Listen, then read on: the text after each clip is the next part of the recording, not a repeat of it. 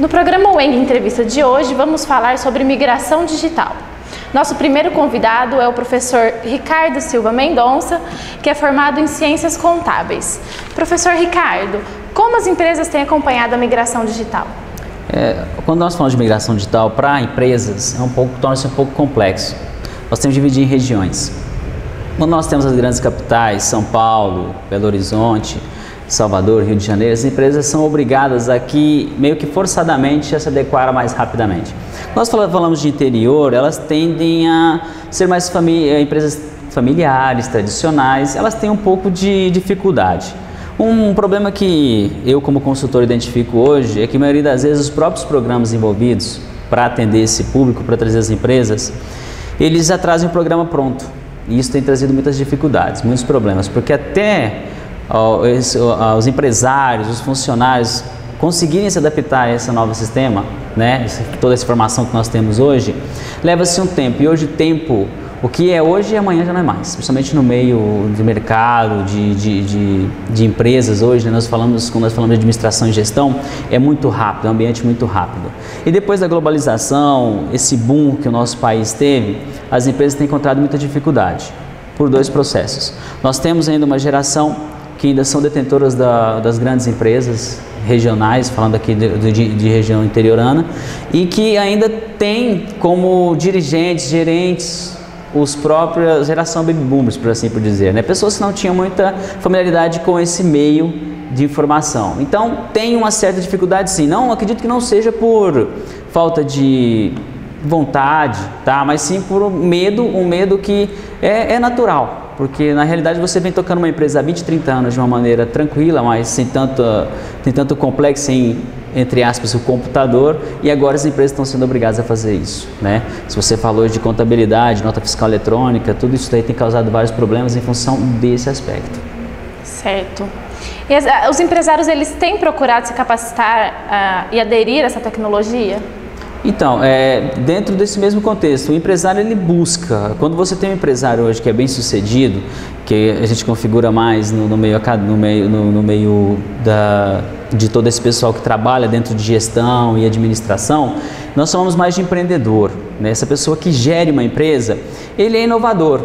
E antes mesmo que isso fosse ali imposto por goela abaixo, assim por dizer, a nota fiscal eletrônica e outros processos que nós temos hoje, tanto pelo processo ser mais rápido e gerar maior retorno financeiro, eles já estavam, né, aptos a isso.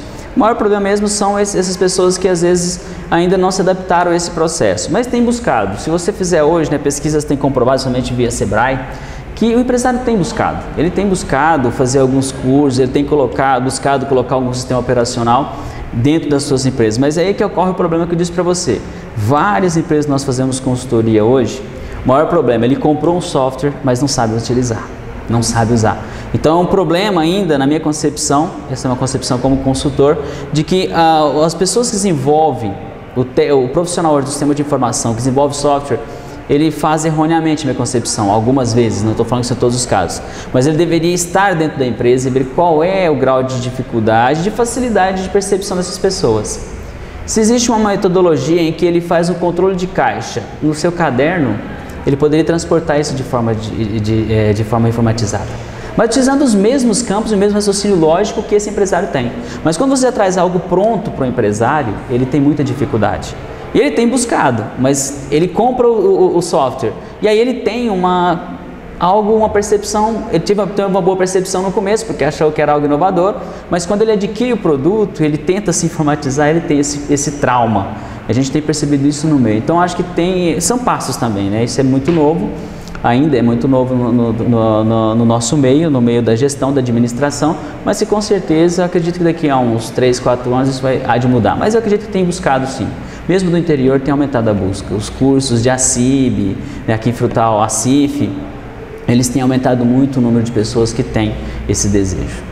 Você acredita que por parte do empreendedor a maior resistência encontrada, então, são esses programas prontos, esse tipo de coisa? Eu acredito que sim, porque há uma frustração muito grande, né? Hoje, aqui, vou te falar de Frutal. Aqui em Frutal hoje nós fazemos consultoria para 16 empresas. Das 16, as 16 não tem um sistema operacional que funcione.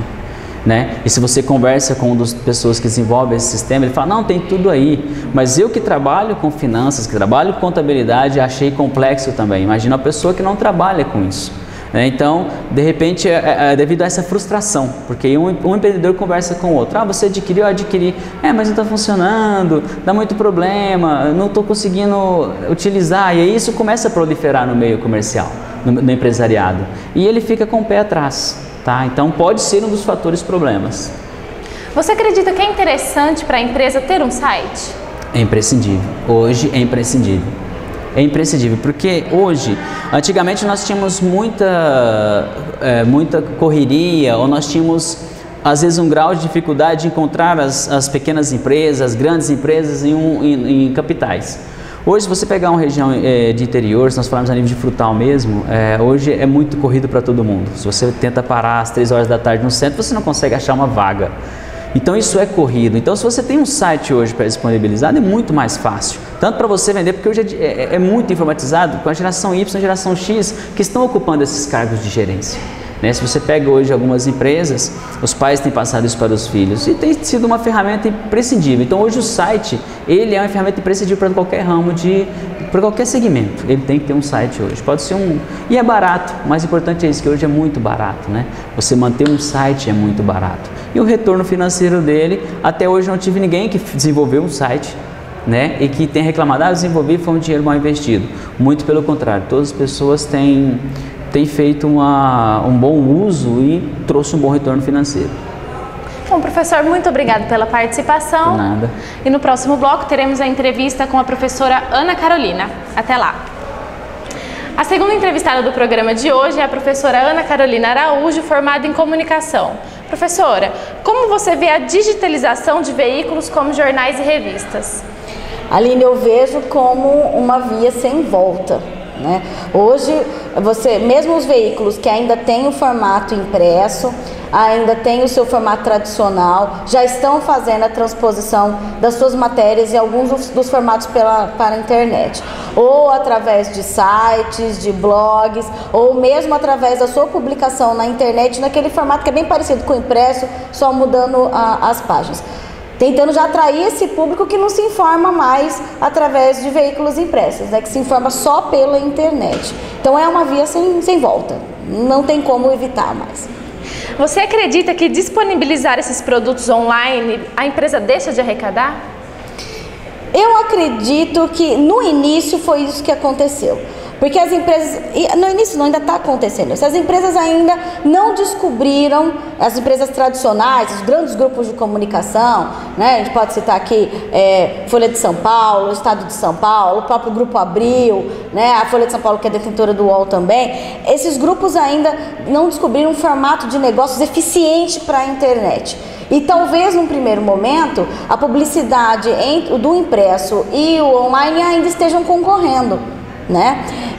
Então, isso no início teve muito medo com a questão do conteúdo. Você ainda tem alguns sites que não disponibilizam todo o conteúdo online, você tem que entrar com o site ou ser assinante, né? Mas grande parte do conteúdo aberto. Acredito que daqui para frente vai se descobrir outros formatos, ou uma maneira mais eficiente de trabalhar a publicidade online, que não seja simplesmente o banner. Como você via, por exemplo, um anúncio no pé de página do jornal. Né? Esse anúncio ele tem que ter um diferencial do impresso, ele tem que ser diferente de alguma maneira. E talvez o grande mote sejam as redes sociais. Seja a inserção dessa publicidade não só através dos veículos tradicionais, mas através da interatividade. Certo. Como o jornalismo está lidando com a migração digital, na sua opinião? O jornalismo tradicional muito mal, por enquanto. O pessoal ficou muito assustado, porque até então, os jornalistas de redação, tradicionalmente, eram os detentores da informação. A gente tem uma das teorias, uma das hipóteses da comunicação, que é o gatekeeper, onde o jornalista era quem fazia a seleção das notícias para o público. Hoje, na era da internet, não é mais só o jornalista que decide o que é a notícia.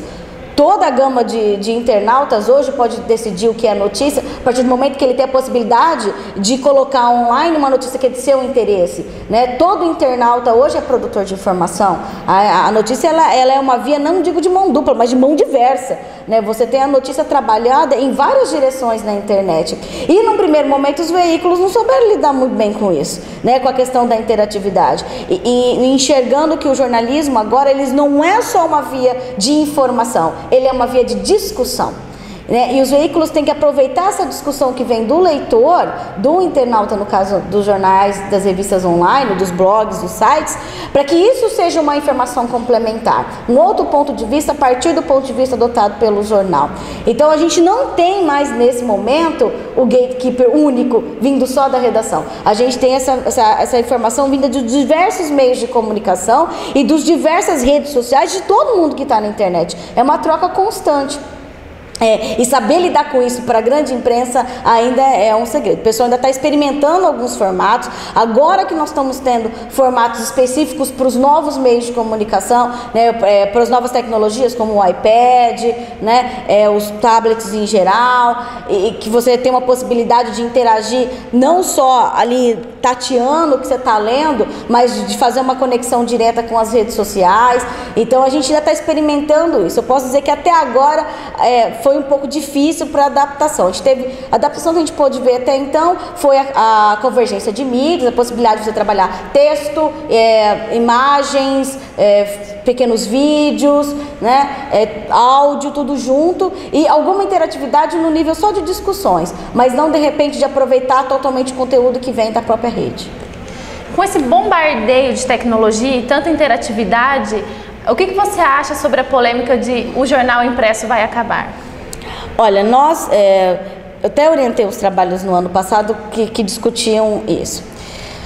O que a gente pode dizer, tem umas coisas que são só, ainda são breves discussões e achômetros. Tá? O que a gente pode dizer com certeza? O público leitor fiel do impresso realmente está envelhecendo.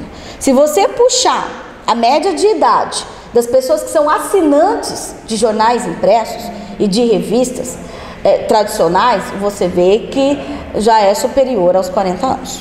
Tá? Bem superior aos 40 anos. A maior parte está situada entre 50 e 60 anos. Então essa população está envelhecendo. E você não tem uma renovação desses assinantes. Você não tem jovens assinantes entrando no lugar desses assinantes que estão atingindo uma idade que não tem mais interesse ou que morreram, né?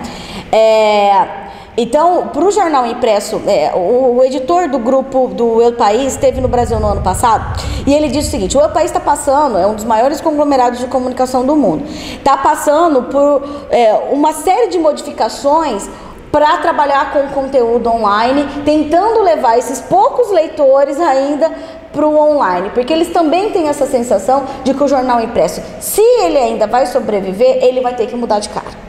Então o que a gente tem trabalhado com os alunos, principalmente nos cursos de comunicação, que é o seguinte: o jornal tradicional, da maneira como ele existe hoje, é lógico que ele não vai acabar de uma vez, né? A gente não tem como previsão, não tem nem como falar. O Felipe Meyer escreveu um livro, né, os jornais vão acabar, né, também não tem uma conclusão, quanto tempo que isso vai durar. O que a gente pode dizer com certeza é que esses veículos vão ter que mudar. De que maneira? Talvez com reportagens mais aprofundadas, né, aprofundando mais no veículo, no formato da revista do que no formato de notícias curtas, porque hoje o formato das notícias curtas imediatas já é um formato utilizado pela internet, muito mais pela internet. As pessoas já vão à internet buscando esse tipo de notícia, né? E talvez o impresso vai acabar ficando para aquelas pessoas que se demoram na leitura, que ainda não se adaptaram para a leitura na tela, né? Porque a gente pode ter textos longos na internet também, mas as pessoas, muitas ainda não querem ler na tela, né? Se sentem incomodadas. Então talvez o impresso fique ainda muito tempo no mercado, mas relegado a um mercado de jornalismo especializado, um mercado de reportagem em profundidade, de análise, de interpretação. E nós vamos ter o jornalismo diário, das matérias factuais, muito provavelmente só pela internet. Bom, ficamos por aqui com mais um Eng Entrevistas.